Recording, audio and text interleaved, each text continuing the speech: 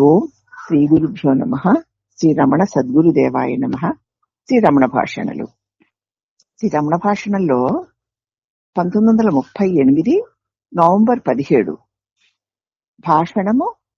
భాషణములు 580. ఇది ఈ వివరణ. రాజ్కోట్ నుంచి ఒక బృందం బస్సులో వచ్చింది. 4 ముఖ్యులు, 4 వనితలు, పరివారము, అంగరక్షకులు అందరూ ఉన్నారు. వారు వచ్చేప్పటికి 11 గంటలయింది. తమ గదిలో భోజనం ముగించుకుని 12:45 నుంచి 1:05 వరకు వారు భగవాన్తో సంభాషించి వెళ్ళిపోయారు. 1:20 భగవాన్తో మాట్లాడి వాళ్ళు వెళ్ళిపోయారు. వారిలో ఒకరు ఠాకూర్ సాహెబ్ గారి తల్లి. ఈవిడ శ్రీ రమణ మహర్షి దర్శనం కోరి మేము ఇంత దూరం వచ్చాం, దయచూపి మాకేమైనా ఉపదేశించండి. దానిలో ఒక ఆయన అన్నారు, ఈవిడ ఠాకూర్ సాహెబ్ గారి తల్లి అండి, ఆవిడ కోరికదే మీ దర్శనానికి మేము అందరం తీసుకొచ్చాము, దయ చూపించి మాకేదైనా ఉపదేశం చెయ్యండి అని అడిగారు. అప్పుడు మహర్షి వారి చిరునవ్వు నవ్వి, దర్శనం కోసం ఇంత దూరం రావడం మంచిదే, వారు చెప్పిందే చాలు, ఇక నేను చెప్పేదేముంది అన్నారు. దయ చూపించు అన్నారుగా, దర్శనం కోసం ఇచ్చారు, దయ చూపించమన్నారు, ఇంత దూరం రావడమే గొప్పది, అదే దయ చూపించడం అన్నారు. దర్శనం కోసం ఇంత దూరం రాగలిగారు అంటే అదే గొప్ప, మంచిది, వారు చెప్పింది చాలు, భగవంతుని దయ మనకి కావాలి అని ప్రార్థించడం కంటే ఇంకో గొప్పదైన ఉపదేశం ఏముంది అని అర్థం అది. తర్వాత భోజనాల గంట మ్రోగింది. 12:45 ఒక భక్తుడు, జ్ఞాని యోగి కంటే వేరా, జ్ఞానికి యోగికి భేదం ఏమిటి అని అడిగాడు. అప్పుడు మహర్షుల వారు అన్నారు, శ్రీమద్ భగవద్గీతలో జ్ఞానియే నిజమైన యోగి, నిజమైన భక్తుడు అని ఉంది కదూ. యోగము సాధనము, యోగం అంటే సాధనం, జ్ఞానము అంటే సిద్ధి. యోగం అంటే సాధన చేసే సాధన, జ్ఞానం అంటే సిద్ధి అని భగవాన్ చెప్పారు.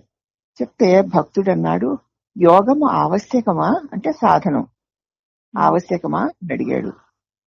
అప్పుడు మహర్షి, అది ఒక సాధన, జ్ఞాన ప్రాప్తి తర్వాత యోగంతో ఇంకా పనే ఉంది, జ్ఞాన ప్రాప్తి కోసం చేసేటువంటి ఒక సాధన యోగం, జ్ఞాన ప్రాప్తి తర్వాతకి యోగంతో పని లేదు.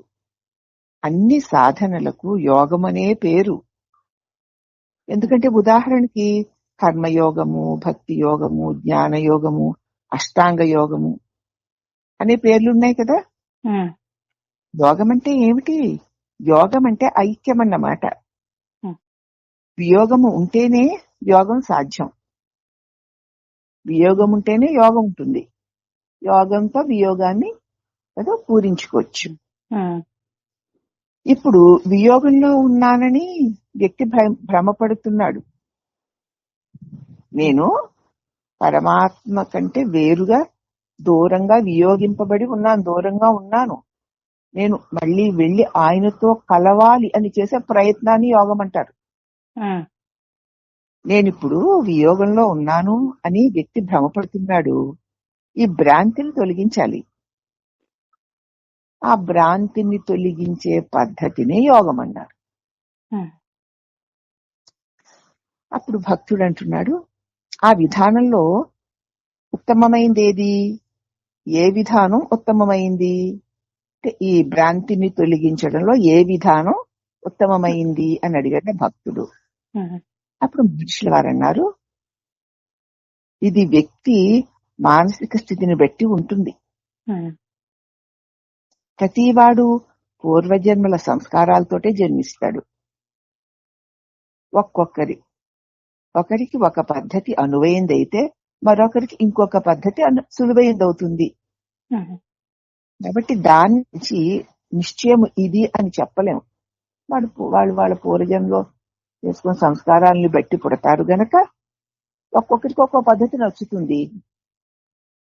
అందుచేత ఏది సులువైంది ఏది కష్టమైంది అని దాన్ని నిశ్చయించి చెప్పలేము అన్నారు భగవాన్. అప్పుడు ఆ భక్తుడు అయితే ధ్యానించేది ఎలాగా అని అడిగాడు. అంటే మహర్షి అన్నారు, అసలు ధ్యానం అంటే ఏమిటి? దాని సామాన్య అర్థం ఒకే ఆలోచన మీద మనస్సుని ఏకాగ్రం చేయడం. దాన్నే కదా ధ్యానం అంటారు అందరూ. అవునమ్మా. ఆ సమయంలో ఇతర ఆలోచనలన్నీ పక్కకి పెట్టేయాలన్నమాట. ఆ ఒక్క ఆలోచన కూడా యుక్త సమయంలో తొలగిపోవాలి. చేయగా చేయగా చేయగా ఆ ఒక్క ఆలోచన కూడా తొలగిపోవాలి. ఆలోచనలు లేని చైతన్యమే గమ్యమై ఉంది. అనేక ఆలోచనలు తొలగించడానికి ఒక్క ఆలోచన మీద దృష్టిని మనసుని ఏకాగ్రం చేయడం ధ్యానం అంటారు.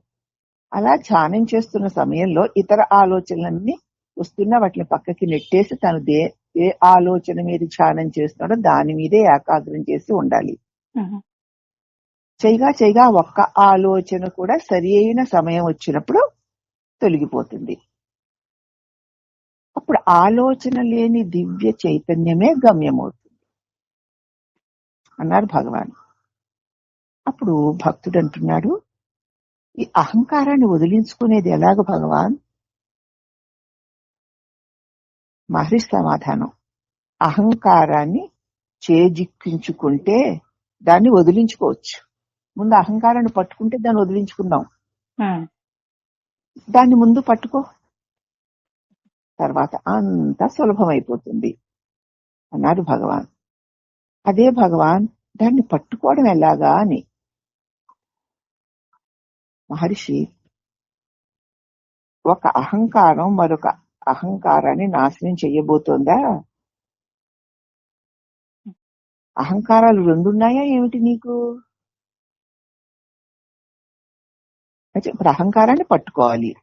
పట్టుకోవాలనుకున్నాడు ఎవరు? వాడు అహంకారమే కదా. అహంకారం మరొక అహంకారాన్ని నాశనం చేయాలనుకుంటున్నా అంటే రెండు అహంకారాలు ఉన్నాయా ఏమిటి నీకు అన్నారు భగవాన్. మళ్ళీ ఆయన మరి దాన్ని ఏం అర్థం చేస్తున్నారో తెలియదు. భగవంతుణ్ణి ఏ విధంగా ప్రార్థించమంటారు అన్నారు. అప్పుడు మహర్షుల వారు అంటున్నారు, భగవంతుడిని ప్రార్థించాలంటే అక్కడ ప్రార్థించే తానొకడు ఉండి తీరాలి. తాను అత్యంత సన్నిహితము ప్రియతము. మరి దైవాన్ని అలా అనుకోరు కదా. నిన్ను నువ్వు ఎంత ప్రేమిస్తూ సన్నిహితంగా ఉన్నావో అలాగ నువ్వు దైవాన్ని అనుకోవు కదా. తనకన్నా ప్రియతరం ఏదో కనిపెట్టు, నీకంటే ప్రియమైంది ఏదో ముందు కనిపెట్టు. నీ స్వరూపం నిరూపించి అవసరమైతే ప్రార్థించేద్దు గాని నీకంటే నీకు ప్రియమైంది ఏదైనా ఉందా? నీకంటే నీకు అత్యంత సన్నిహితమై ఉంది ఏదైనా ఉందా? లేదమ్మా. అటువంటిది ఏదైనా ఉందేమో కనిపెట్టు, అప్పుడు దానికి ధ్యానం చెయ్యొచ్చు. కాబట్టి నీ మీద నీకున్నంత ప్రేమ దైవం మీద నీకుందే. మరి ఒకవేళ నువ్వు దైవాన్ని ధ్యానం చేస్తుంటే నీ మీద నీకు ప్రేమ గనక దైవాన్ని ధ్యానం చేస్తావు. దైవాన్ని ధ్యానం చేస్తే నాకెంతో బాగుంటుంది కాబట్టి తనకన్నా ప్రియతరమైంది ఏదో నువ్వు కనిపెట్టు, దాని స్వరూపం నిరూపించి అవసరమైతే ప్రార్థన చేయవచ్చు. అంటే ఇక్కడ ఏమిటనమాట, అత్యంత ప్రియతరమైనది అత్యంత సన్నిహితమైనది ఏదో అదే దైవము, అదే నువ్వు. అవునమ్మా. కాబట్టి నీ మీద నీకు అత్యంతమైన ప్రేమ, అంతేకాకుండా నువ్వు ఎంతో సన్నిహితమై ఉన్నావు. నీకు నువ్వెంత సన్నిహితంగా ఉన్నావో దైవము కూడా నీకంతే సన్నిహితుడుగా ఉన్నాడు. నీకు నువ్వంటే ఎంత ప్రేమో కదా, దైవానికి కూడా నువ్వంటే అంతే ప్రేమ. అంటే నువ్వే దైవము, దైవమే నువ్వు. అంటే ప్రేమ అంటే దైవము, ప్రేమ అంటే నువ్వు. కాబట్టి నీ మీద నీకంత ప్రేమ. ఇక ఏమని ప్రార్థిస్తావు? ప్రార్థిస్తే నిన్ను నువ్వే ప్రార్థించుకోవాలి. నిన్ను నువ్వే ప్రార్థించడం నీకేం కావాలి? నువ్వు దైవాన్ని పోయిన తర్వాత నీకు కావాల్సింది ఏమీ ఉండదు. కాబట్టి దైవాన్ని ప్రార్థించవలసిన అవసరం నాకేమిటి? ప్రార్థించే నేనెవరా అని పరిశీలించి చూడు, అవసరమైతే ప్రార్థన చేద్దు గాని అన్నారు భగవాన్. అంటే ఆ మాటలో ఉన్న అంతరార్థం ఇదనమాట. ప్రేమ ప్రేమే దైవం. అయితే నాకు ఏది ప్రియము అంటే నేనే ప్రియము, నాకు ఏది సన్నిహితము అంటే నేనే సన్నిహితము. కాబట్టి ప్రియము సన్నిహితము అయినదేదో అదే దైవము అని ఈ భాషణంలో ఉన్నటువంటి అంతరార్థం. కాబట్టి నిన్ను నువ్వు సదా స్మరించుకున్నటే దైవమును స్మరించుకుంటా. నీ చేత స్మరించబడే దైవము నీకంటే అన్యముగా ఉన్నవాడైతే అతని నుంచి పొందేది కూడా అల్పమైంది, స్వల్పమైంది అవుతుంది. కాబట్టి నీవు ఎవరిని ధ్యానించాలనుకుంటున్నావో ఆ ధ్యానించే నువ్వెవరు, ధ్యానింపబడే ఆ దైవం ఎవరో ఒకసారి పరిశీలించి చూడు. చూస్తే నిన్ను విడిచి నీ చేత ధ్యానింపబడే దైవము లేడు. దైవమును విడిచి నువ్వు లేవు. కాబట్టి దైవము అంటే నేనంటే దైవమే అని సదా స్మరిస్తూ ఉండంతే. అది ప్రార్థనేమీ కాదు. నిన్ను నువ్వు మరిచిపోకుండా ఉండడానికి నిన్ను నువ్వే స్మరించుకుంటూ ఉండు. సాధన స్థితిలో ఉన్నాం గనక మనల్ని మనం మర్చిపోకుండా ఉండడానికి మనల్ని మనమే స్మరించుకుంటూ ఉంటాం. నేను స్మరించుకోవడం ఏమిటి అంటే దానికి ఏదో పేరు పెట్టుకో. ఎన్ని పేర్లు పెట్టుకున్నా నీకు నువ్వు పెట్టుకున్న పేర్లేవి? నీకు ఇష్టమైన పేరు పెట్టుకుని, మీ అమ్మ మీ నాన్న నీకు వాళ్ళకి ఇష్టమైన పేరు కదా పెట్టుకున్నారు. అవునా? ఇష్టమైన పేరు కాబట్టి ఇష్టమైన నిన్ను ఇష్టంగా ఆ పేరుతో పిలుచుకుంటారు. అలాగే నీకిష్టమైన పేరు, నువ్వంటే నీకు ఇష్టం కాబట్టి నీకు ఇష్టమైన పేరు నీకే పెట్టుకుని దైవం అనుకుంటున్నావు. అంతే. దైవం లేదు, దైవాన్ని విడిచి నువ్వు లేవు అన్నది ఇక్కడ నిజమైన సందేశం. హరి ఓం నమః.